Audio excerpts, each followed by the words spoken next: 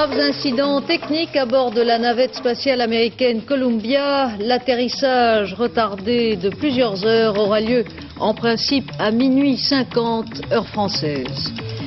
Israël demande à l'ONU d'annuler le plan d'évacuation des Palestiniens de Tripoli. Selon l'OLP, la France et la Grèce ont accepté de protéger l'opération patronnée par les Nations Unies. L'OPEP en crise, les pays producteurs de pétrole n'arrivent pas à se mettre d'accord à Genève sur le prix et le volume de leur production. Notre dossier sur le déclin de l'OPEP. Football, plus de clubs français en Coupe d'Europe après la défaite de Lens. Le résumé des rencontres européennes d'hier.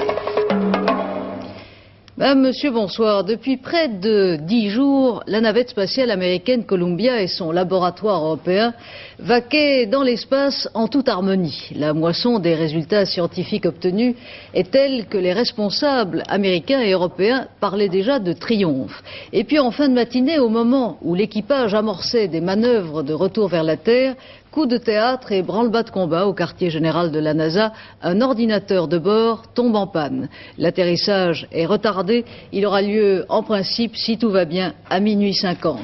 Philippe Dumais. Pour l'instant, c'est ici, au centre de contrôle de Houston, que les techniciens de la NASA essayent de comprendre ce qui se passe dans la navette.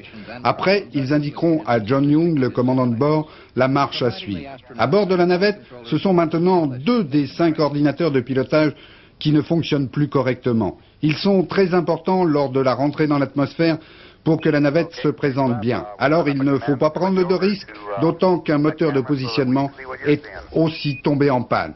En effet, lorsque la navette aborde à 27 000 km à l'heure les couches denses de l'atmosphère, elle doit bien se présenter avec son ventre qui lui sert de protection, sous peine de brûler tout simplement. Le retour sur Terre prévu pour hier avait été prolongé de 24 heures parce que tout allait bien. Pendant plusieurs heures, les astronautes avaient remis de l'ordre dans le laboratoire situé dans la soute et l'ambiance était au beau fixe aussi bien dans l'espace que sur Terre.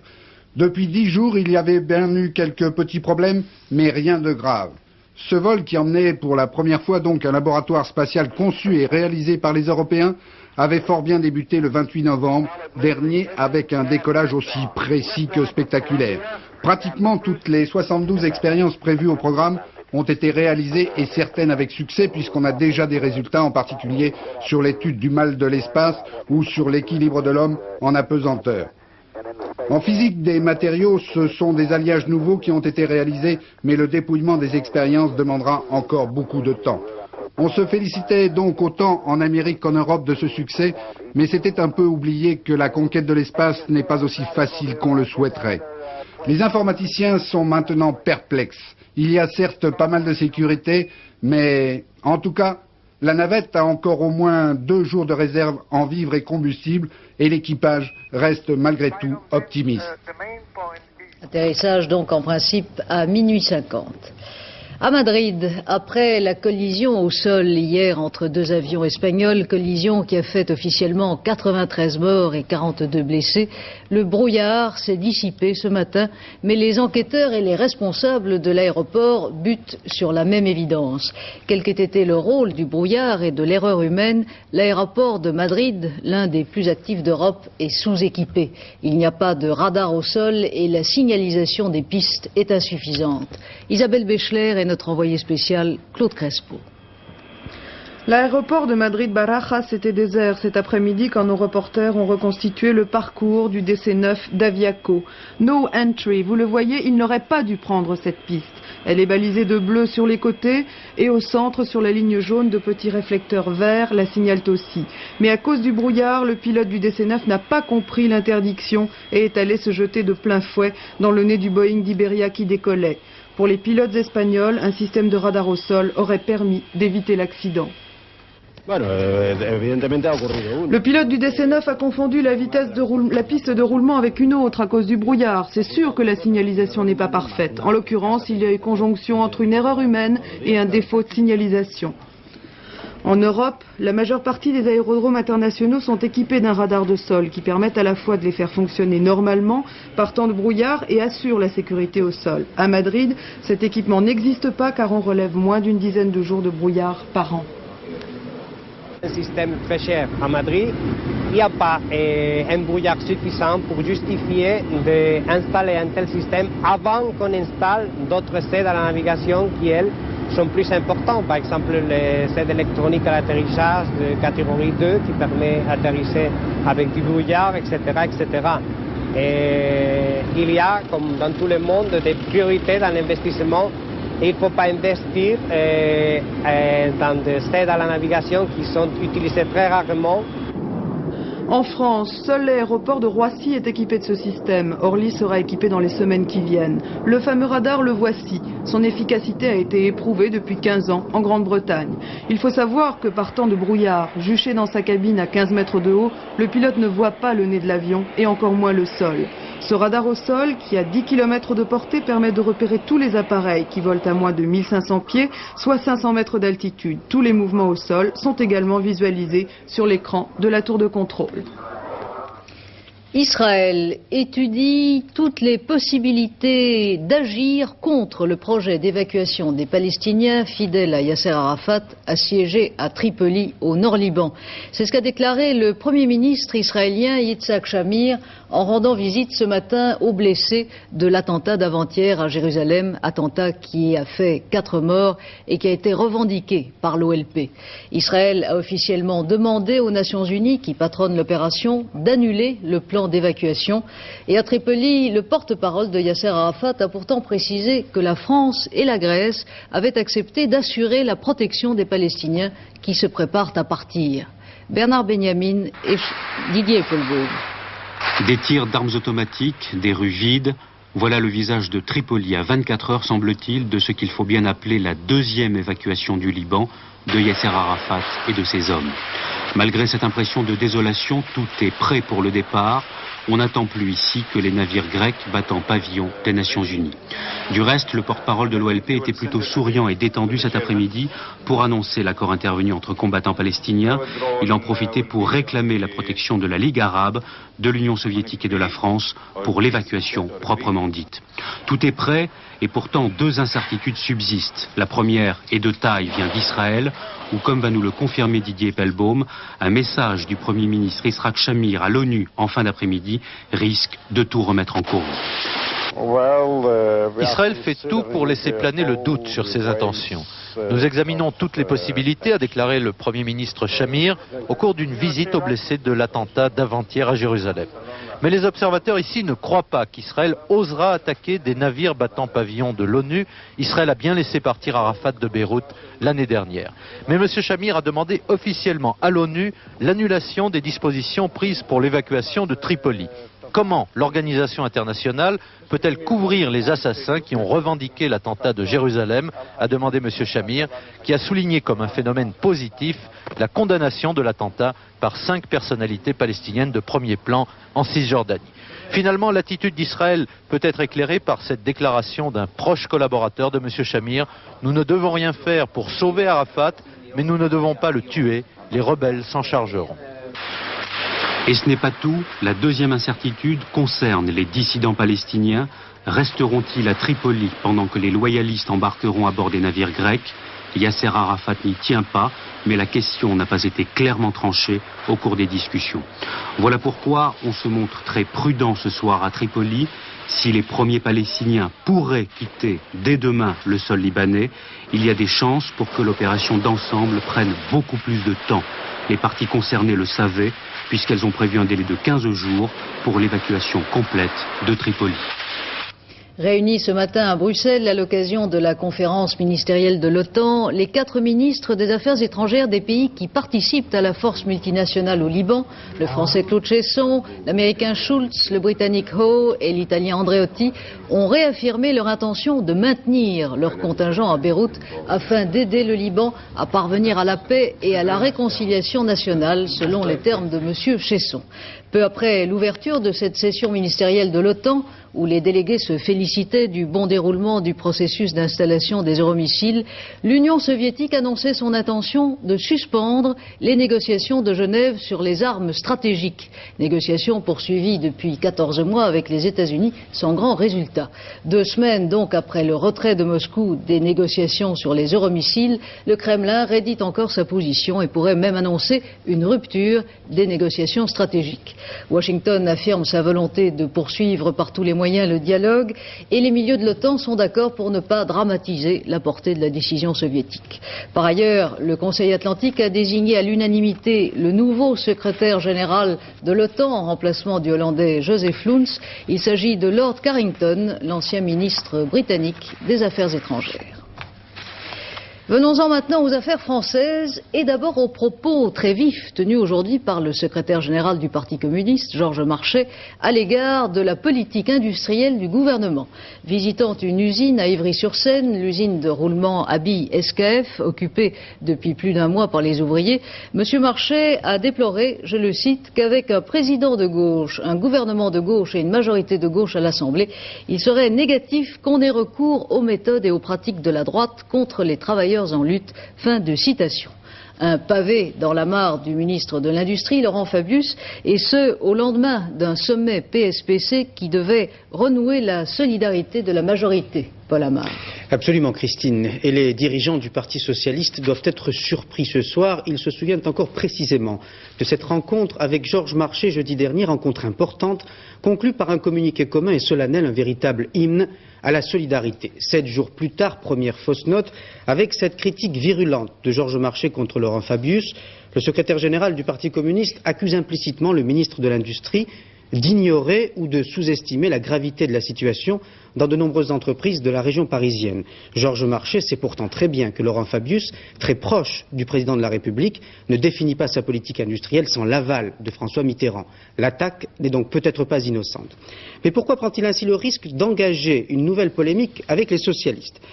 Eh bien, la réponse à cette question se trouve dans Révolution, l'hebdomadaire communiste, qui publie aujourd'hui, c'est tout à fait nouveau, le compte-rendu de la rencontre PCPS heure par heure, récit édifiant. Les communistes affirment avoir obtenu de nombreuses concessions du Parti socialiste, notamment sur l'emploi et le pouvoir d'achat, et font une révélation, ils ont refusé la création d'une structure de concertation sur certains conflits sociaux, une manière habile de prouver que le PC, contrairement à ce qui a été dit ou écrit, n'a pas perdu son âme, qu'il reste le parti des travailleurs et qu'il entend les défendre même contre un gouvernement de gauche. Or, la déclaration de Georges Marchais coïncide avec la publication aujourd'hui de Révolution. D'autres rencontres PCPS seront encore nécessaires. Les retombées du sommet européen d'Athènes, contrairement à ce qu'affirmait hier à l'Assemblée le ministre des Relations extérieures, le ministre de l'Agriculture, Michel Rocard, a précisé aujourd'hui qu'en ce qui concerne les montants compensatoires, aucun accord n'avait été signé avec Bonn. À Bonn, on confirme qu'il y a eu rapprochement, mais pas d'accord. De toute façon, a dit Michel Rocard, l'accord ne peut se faire qu'à 10 et non à 2. Le dossier difficile de l'enseignement privé rebondit. Hier soir, le Premier ministre Pierre Mauroy a annoncé que le gouvernement allait rendre publiques ses dispositions dans la mesure où, a-t-il dit, la discussion entre les protagonistes n'a pas été ouverte et le rendez-vous n'a pas pu avoir lieu. Pas de réaction officielle ce soir du côté de l'enseignement catholique ni du côté laïque. Dans les deux camps, on attend d'en savoir plus sur les mesures en préparation. Un autre dossier qui n'en finit pas de provoquer des remous, le projet de loi sur la presse. La commission des affaires culturelles de l'Assemblée nationale, qui depuis 2 jours entend différents responsables de presse pour examiner au fond le projet, la commission a entendu aujourd'hui l'un des patrons de presse, sinon le seul, visé par le projet, Robert Hersant. Daniel Brem était à l'Assemblée nationale. Grande effervescence pour l'arrivée de Robert Hersant, patron de la SOC Presse, dans les couloirs de l'Assemblée nationale. C'est pas, il va pouvoir bosser. Hersant, vous pouvez regarder en haut. Ah non, j'ai assez regardé en haut. Allez. Après 2 heures d'audition, M. Hersant a loué la courtoisie des membres de la Commission des affaires culturelles, mais regretté que les positions soient figées. Nous sommes dans cette affaire tous prisonniers. Moi, je suis prisonnier d'un gène malencontreux qui a voulu que j'aime la presse et que j'aime faire des journaux. Et eux sont prisonniers de vieilles idées exprimées par Léon Blum dès 1928 et qui sont claires. La presse ne doit pas appartenir à des personnes privées, elle doit être réservée aux seuls partis politiques. Je suis visé directement, certes, mais la réalité n'est pas là. C'est toute la presse écrite française qui est visée. C'est elle qui va être assujettie aux décisions d'une commission ayant pouvoir et droit de vie ou de mort sur les journaux, et une commission politique, un tribunal d'exception. Par conséquent, ça n'est pas Robert Hersant seulement, aujourd'hui, qui est en cause. Et ça n'est pas parce que vous semblez vous intéresser tout spécialement à mon cas que je constitue le seul qui sera touché par cette loi. C'est toute la presse française et c'est tout son avenir et son développement qui vont être entravés désormais. Oui, mais c'est vous qui avez le plus grand nombre de journaux. Alors est-ce que vous serez obligé de vous défaire d'un certain nombre? J'attends que la loi soit votée pour voir ce que je ferai. J'essaierai d'avoir de l'imagination. Claude Perdriel, le PDG du Matin, entendu 1 heure plus tôt, était lui tout à fait favorable au projet du gouvernement. Je suis pour, parce qu'il me semble que cela fait avancer les choses dans un bon sens. Et vous ne faites aucune restriction? Je ne fais pas des restrictions. Je pense que c'est enfin, après le non-respect depuis 1944 de la loi, que c'est enfin un premier pas extraordinairement important vers un rétablissement à la fois de la légalité et une défense du droit à l'existence des journaux. D'autres patrons de presse ont été entendus dans l'après-midi. Comme chaque année, le sénateur Jean Cluzel a publié son rapport sur la communication audiovisuelle. Un rapport qui contient des critiques contre la gestion des chaînes de télévision, qui dénonce la ponction opérée par l'État sur la redevance et qui s'inquiète de la préparation des nouveaux médias audiovisuels. Monsieur Filiou a réagi contre ce rapport cet après-midi au Sénat en reprochant à Monsieur Cluzel, je cite Monsieur Filiou, un dénigrement systématique et des dénonciations calomnieuses. Fin de citation. Le rapport Cluzel sera examiné jeudi prochain par le conseil d'administration d'Antenne 2 que préside Pierre Desgros. Nouveau conflit social à l'usine Talbot de Poissy. La grève a été déclenchée hier soir par la CGT et la CFDT qui protestent contre les projets de licenciement de la direction. Inquiétude aussi à Sochaux face au projet de suppression d'emplois de la direction de l'usine Peugeot. Moins 2 centimes pour le litre d'essence ordinaire à partir de mercredi prochain. Pas de changement du prix du super et de gazole. Ainsi en a décidé aujourd'hui le comité des prix. Le prix du pétrole en question à Genève. Les 13 ministres des pays producteurs membres de l'OPEP n'arrivent pas à se mettre d'accord, ni sur le prix du baril, ni sur le volume de leur production respective. Il faut dire qu'en 10 ans, la situation du marché pétrolier et son influence sur l'équilibre politique et économique international ont profondément changé. Souvenez-vous de ces conférences de l'OPEP dont on attendait avec fièvre les conclusions pour savoir quel serait le prix de l'énergie. Philippe Sassier nous explique l'évolution du dossier.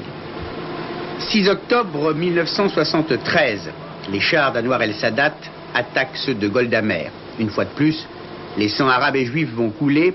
Mais le monde arabe va étendre ce conflit au monde entier grâce à ce tuyau, celui du pétrole, qui relie les usines occidentales au sable de l'Orient. L'Occident, en effet, vit en état de perfusion permanente. Il ne peut pas se passer de pétrole, et c'est une organisation de 13 pays, l'OPEP, créée en 1960, qui assure plus de la moitié de la production de cet indispensable liquide. Avec la guerre du Kippour, le pétrole va devenir une arme politique contre les amis d'Israël et l'occasion est excellente d'augmenter les prix du pétrole. Ceux-ci vont s'envoler, passant de 2,90 $ le baril à 11,65 $ entre l'été 1973 et le 1er janvier 1974. Le monde entier commence à trembler. Comment des nations puissantes sont-elles devenues prisonnières du pétrole comme un drogué de sa drogue ? Depuis la fin de la guerre, le nombre d'automobiles ne cesse de s'accroître. En France, par exemple, il est passé de 2 millions en 1949 à près de 17 millions en 1973. La consommation d'essence a été décuplée, tandis que celle de fioul pour le chauffage domestique a été multipliée par 80. Dans l'industrie, là aussi, le charbon a perdu la partie. Il représentait plus de 60% de la consommation d'énergie mondiale à l'aube des années 50, moitié moins en 1973. Le pétrole a pris sa place et lorsque se déclenche la guerre du Kippour, les Français consomment en 2 semaines la totalité du pétrole qu'ils consommaient en 1 an, juste après la dernière guerre.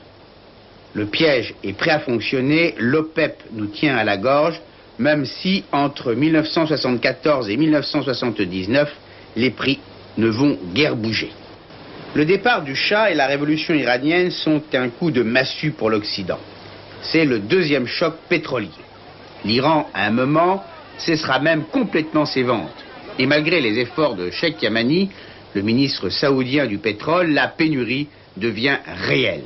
Et chaque réunion de l'OPEP est un événement mondial. L'ascension des prix du baril est irrésistible.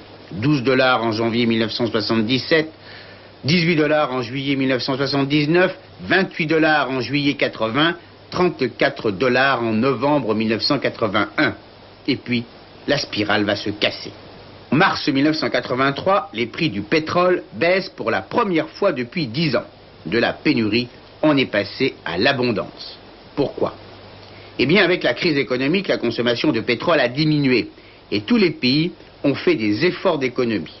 Elle représente plus de 30 millions de tonnes chaque année en France, ces économies, l'équivalent d'un trimestre entier de consommation avant la crise. De nouvelles énergies, nucléaires notamment, apparaissent. De nouveaux pays, Angleterre, Mexique, Norvège, offrent maintenant 15% à 20% de la production mondiale de pétrole. Et la part de l'OPEP dans cette production est tombée en 10 ans de 56% à 31%, alors que le monde, pendant le même temps, utilise moins de pétrole. Ces 2 chiffres expliquent pourquoi l'OPEP ne fait plus peur, même si l'on doit se poser la question, est-ce que cela peut recommencer? Il y a 2 possibilités où une répétition peut arriver. Un, c'est un accident politique dans la région du Golfe, parce que beaucoup de pétrole est transporté par là. Et la deuxième, c'était si nous pensions que le problème de l'énergie est résolu déjà. Mais le monde a la mémoire courte. Certains n'avaient pas craint de comparer les effets des chocs pétroliers à ceux des révolutions françaises et russes. Aujourd'hui, on a un peu honte d'avoir eu si peur. Il ne faudrait pas oublier que l'énergie demeure, et pour longtemps, un de nos problèmes numéro 1.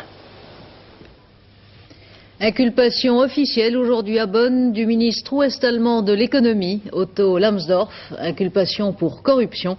Reste à savoir maintenant s'il va démissionner ou non du gouvernement. C'est un baiser de Noël spectaculaire auquel se prépare déjà la presse italienne. 30 mois après l'attentat où il faillit périr, le pape Jean-Paul II a en effet annoncé son intention d'aller en prison renouveler son pardon à l'auteur de l'attentat Ali Hakka. De Rome. Encore hospitalisé à l'hôpital Gemelli après l'attentat du 13 mai 1981, le pape Jean-Paul II avait dit publiquement « Je prie pour le frère qui m'a blessé, je lui ai sincèrement pardonné ». Donc, quelques jours seulement après l'attentat, Jean-Paul II faisait savoir qu'il avait pardonné Ali Akça, le citoyen turc qui avait tenté de le tuer place Saint-Pierre.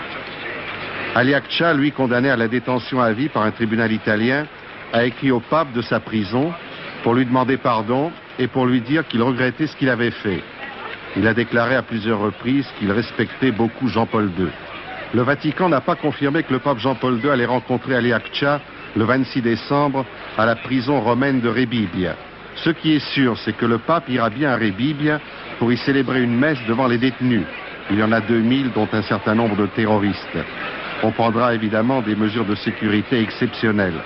Pas de confirmation du Vatican par conséquent, mais ce serait bien dans le style et la nature de Jean-Paul II d'avoir exprimé le désir de rencontrer l'homme qui a voulu le tuer.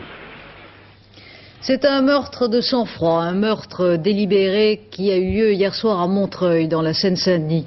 Un CRS motocycliste qui s'apprêtait à vérifier les papiers d'un automobiliste a été renversé par lui, projeté violemment sur le sol. Le motard est mort cet après-midi des suites de ses blessures. Le conducteur de la BX Citroën n'a pas été identifié ni retrouvé. Réunion au ministre de l'Intérieur aujourd'hui entre le ministre Gaston Defferre et les syndicats de policiers sur les réformes dans la police. Parmi les problèmes envisagés, l'application des 39 heures.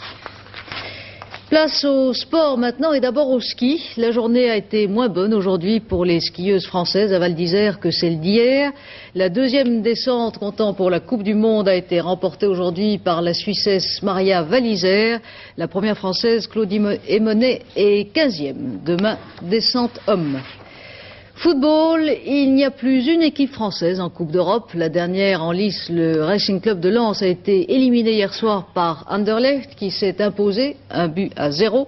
Dans ce troisième tour de la Coupe de l'UEFA, 3 grands ont été éliminés. L'Inter de Milan, le Celtic de Glasgow et le Bayern de Munich.